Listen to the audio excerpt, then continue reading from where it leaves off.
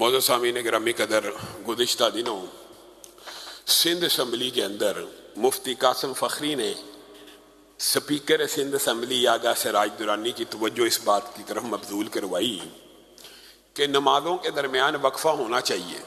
آغا صاحب نے کہا وقفہ جی ہوتا ہے، آپ بیٹھ جائیں۔ کہا یہ بل پیش کیا گیا، اس کو قانون بنا دیجئے۔ آغا صاحب نے اس کے جواب میں جس قسم کے الفاظ ادا کیے، آج پورے کا پورا پاکستانی معاشرہ، پاکستان کی سیاست حقیقت میں اسی قسم کے کرداروں کے ارد گرد گھوم رہی ہے۔